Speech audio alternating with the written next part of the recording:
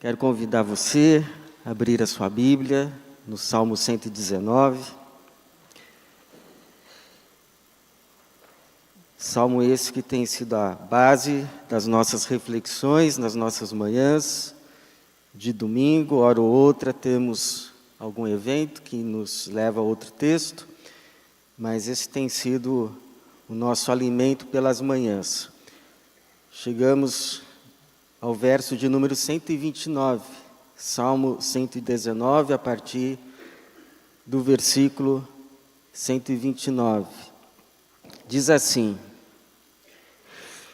Teus testemunhos são maravilhosos, por isso lhes obedeço. A exposição das tuas palavras concede luz, dá entendimento ao simples. Abro minha boca e suspiro, pois anseio pelos teus mandamentos. Volta-te para mim e compadece-te, como costumas fazer aos que amam teu nome. Firma meus passos na tua palavra, para que nenhum pecado tome conta de mim. Resgata-me da opressão do homem, assim guardarei os teus preceitos. Faze teu rosto resplandecer sobre teu servo e ensina-me os teus estatutos.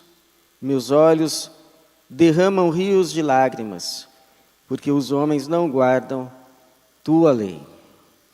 Obrigado, Senhor, por essa manhã, pela tua palavra que nos é dada, registrada nesse salmo, e pedimos que mais uma vez o Senhor, que nos reuniu aqui como igreja, venha nos falar mais uma vez, por meio do teu Espírito, abrindo o nosso entendimento, os nossos corações, para o recebimento da tua palavra, a fim de que o propósito pelo qual ela foi enviada se cumpra também em nossas vidas.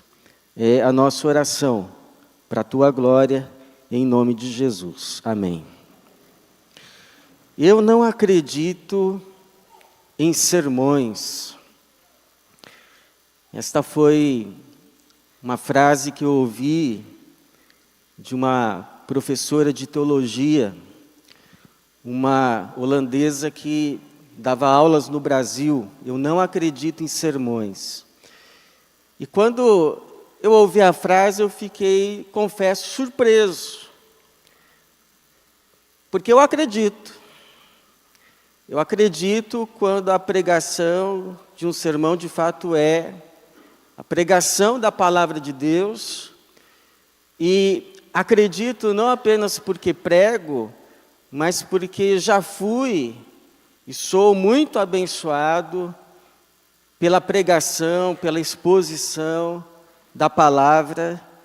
E eu creio que boa parte de nós, se não a maioria de nós, pode testemunhar desta mesma experiência, de momentos em que a palavra nos foi exposta e produziu transformação, nos abençoou, mudou pensamentos, mudou comportamentos, mudou situações, mudou atitudes, ou seja, nos transformou. E há muitos exemplos bíblicos registrados nas páginas das Escrituras sobre isso. Por exemplo, quando o livro da lei é encontrado no templo, e então é lido para o rei Josias, diz que quando Josias ouve a leitura do livro da lei, ele rasga as suas roupas, porque se apercebe, entende que não só ele, mas o povo estava em pecado, estava fora daquilo que Deus esperava do seu povo, da sua nação. E o que se vê então é a renovação de todo o povo, da sua aliança com Deus, e um reinado que foi aprovado até mesmo pelo profeta Jeremias. Mudança, transformação. Um outro exemplo é quando o povo volta da Babilônia, está reconstruindo a cidade, mas é necessário também reconstruir a sua relação com Deus, o Altíssimo, que os trouxe de volta.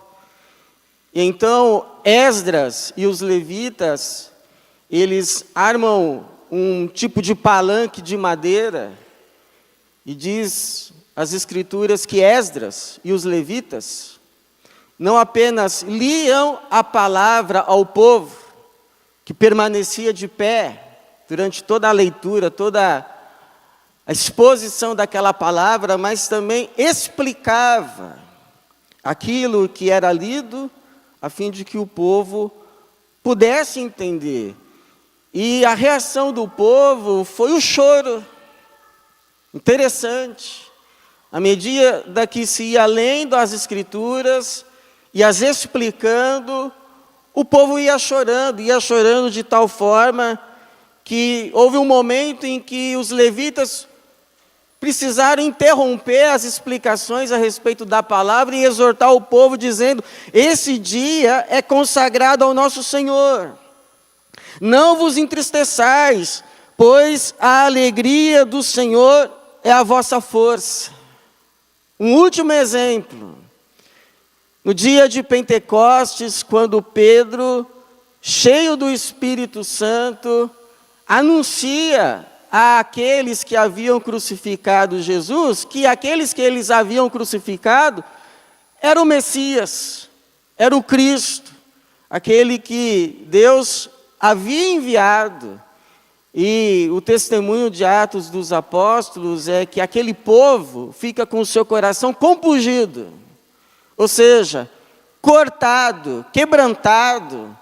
E a pergunta que eles fazem a Pedro e os apóstolos é: senhores, o que faremos? E o resultado é o batismo de 3.000 almas e o surgimento de forma concreta da Igreja de Jesus. Ou seja, a palavra de Deus, ela não volta vazia.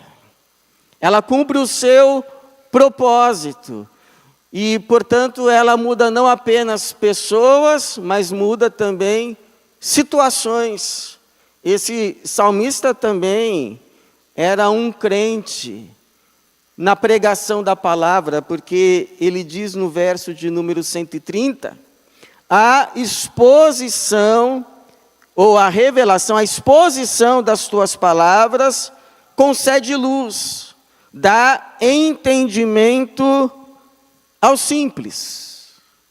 Ao simples. Então a pergunta que eu quero responder com os irmãos é: o que mais podemos aprender a respeito dessa graça divina, dessa bênção que é poder ter a exposição da palavra de Deus para com as nossas vidas, as nossas situações? Neste verso de número 130, com base também no testemunho bíblico das demais Escrituras. Então, a primeira verdade, irmãos, é que a palavra de Deus ilumina. Eu lembro de um homem dizendo assim, que quando ele ouvia o seu pastor pregar sobre determinados pecados, ele dizia para si mesmo: esse pecador sou eu. Porque quando a palavra de Deus nos é pregada, não é apenas a palavra que nos é exposta, mas nós também somos expostos à palavra. A luz vem e ilumina. E então nós vemos coisas que não víamos. É como cantamos aí com o Conjunto Jade no começo: a tua luz nos tirou das trevas, nos trouxe para a luz. Então aquelas manchas da alma que não víamos, agora vemos, se tornou clara para nós, nós somos expostos à luz dessa palavra. Por isso que o verso começa dizendo: a exposição das tuas palavras concede luz. E essa palavra exposição pode ser traduzida também como revelação. A revelação das tuas palavras concede luz, e a ideia é de uma porta que se abre. Uma porta que ocultava dos nossos olhos o que estava depois dela.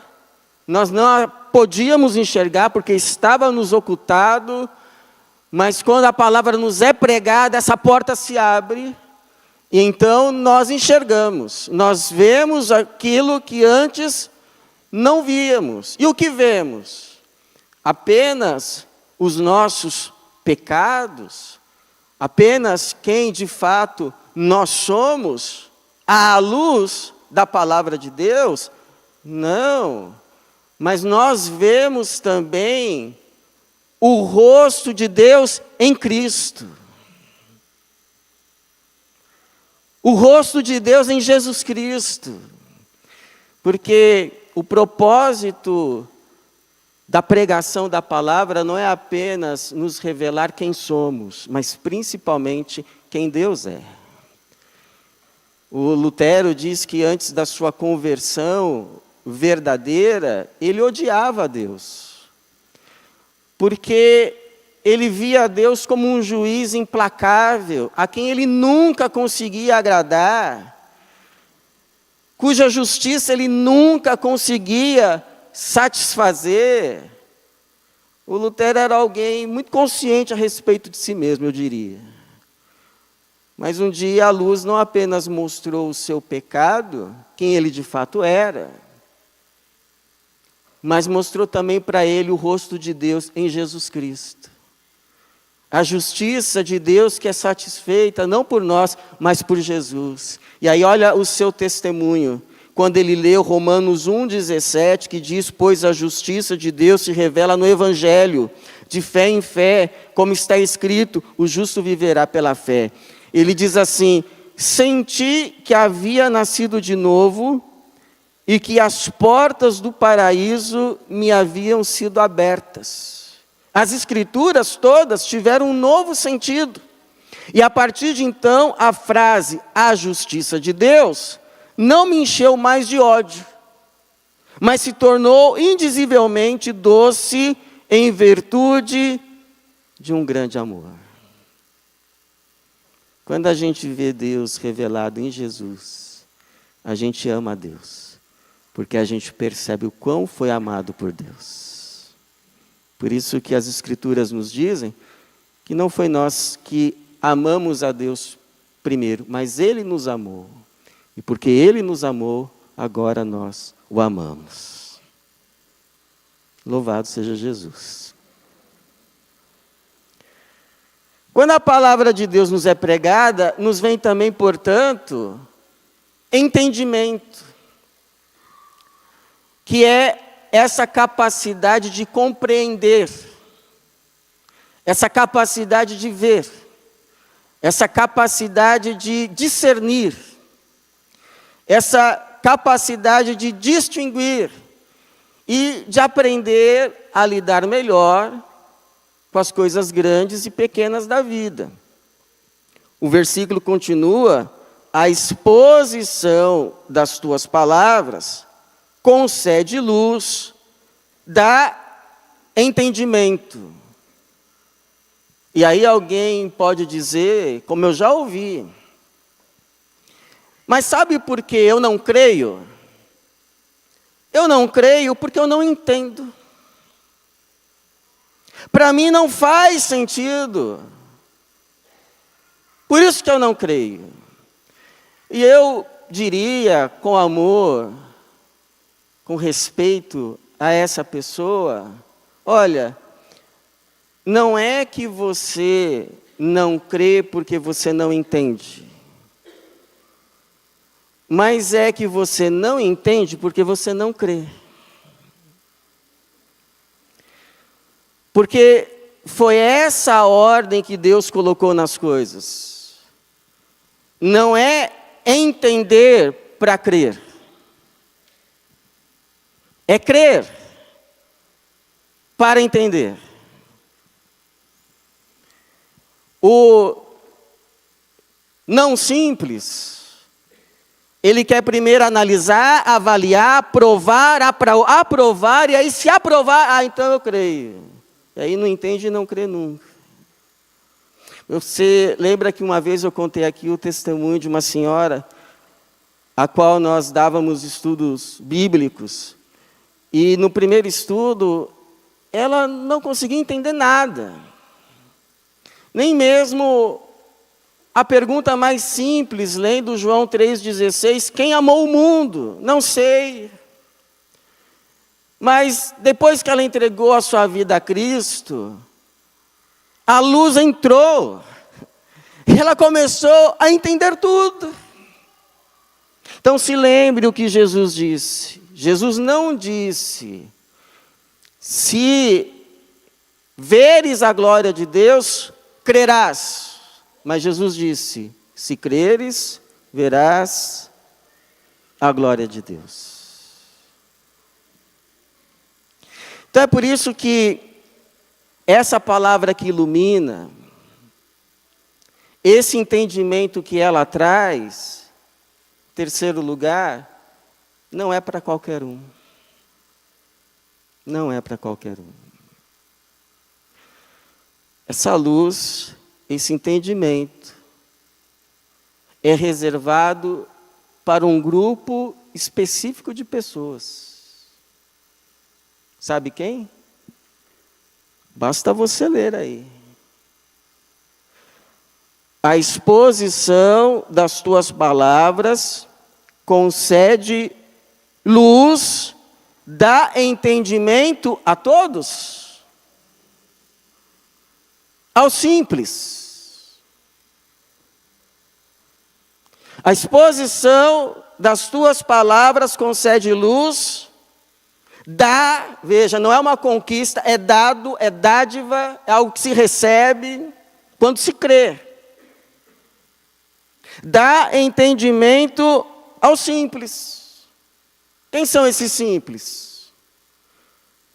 Jesus, uma vez, ele exclamou pelo Espírito Santo, dizendo assim, graças te dou, ó Pai, Senhor do céu e da terra, porque ocultastes estas coisas aos sábios e eruditos e as revelastes aos pequeninos. Aos pequeninos. Os simples são os pequeninos de Jesus. Aqueles que ouvem não para contradizer, não para debater, não para criticar. Aqueles que ouvem a primeira instância, sequer para entender, depois eles vão entender, mas aqueles que ouvem de coração aberto e, portanto, ouvem para e simplesmente para crer. É diferente. Ouvir para debater, ouvir para contradizer e ouvir para crer. E esse é então um alerta. Primeiro para os pregadores. O Lutero, que já citei, ele conclamava os pregadores do seu tempo a pararem de quererem impressionar um grupo elitizado que quase nunca vinha aos cultos. E ele dizia para os pregadores irem aprender a pregar, pregando para as crianças. Vai pregar para as crianças. Se as crianças puderem aproveitar algo da tua pregação, os adultos também. E é um alerta para os ouvintes. Te pergunto, você é um pequenino de Jesus? Você ouve para contradizer ou para crer? Você ouve para debater ou viver? A minha pergunta é, a tua fé é simples? E isso não tem nada a ver com qualquer tipo de posição social. Domingo passado eu sabia que tínhamos aqui uma pessoa considerada de posição. Mas o que me chamou a atenção foi a atenção dela à palavra. Quase que sentada na ponta do banco. Eu não tenho dúvidas que aquele homem saiu daqui abençoado por Jesus. Porque como o Senhor disse, mas o que foi semeado em boa terra, esse, veja, não é qualquer um, esse é o que ouve a palavra e a entende e dá fruto. O John Stott, já falecido, pregador inglês, ele escreveu um livro intitulado Eu Creio na Pregação. Eu também creio na pregação da palavra de Deus. Por isso a minha oração é que todas as vezes que nos reunirmos aqui, seja quem for que assuma esse púlpito, que nos seja dada a revelação, a luz e o entendimento da palavra, para o nosso bem e para a glória de Deus. Amém. Amém.